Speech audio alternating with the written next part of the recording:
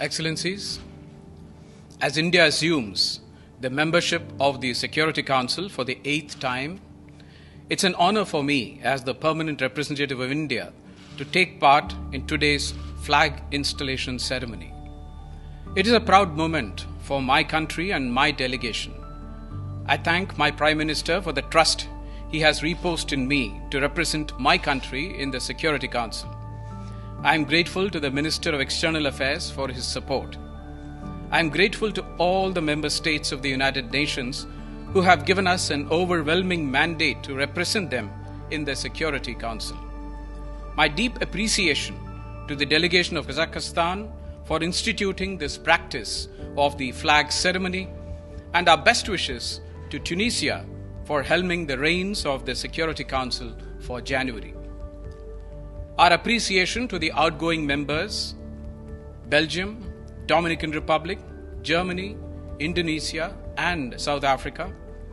We are inspired by their contribution to the Council's work over the last 2 years.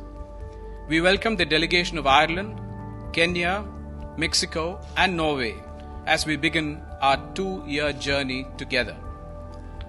Excellencies, the United Nations has completed 75 years of its existence, and so has the Security Council. India comes into the Security Council as the largest democracy, representing 1/6 of humanity, and with a very strong commitment to reformed multilateralism, rule of law, a fair and equitable international system, and to peace, security, and development. From Kashmir to Kanyakumari, we stand united as one, bound by our ethos of democracy, pluralism, and commitment to fundamental rights.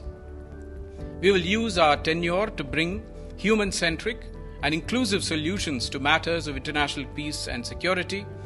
India will be a voice for the developing world.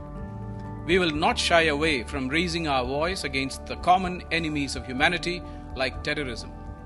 Peacekeeping, peace building, maritime security, women and youth, especially in conflict situations, and technology with a human face will receive our attention while on the Council.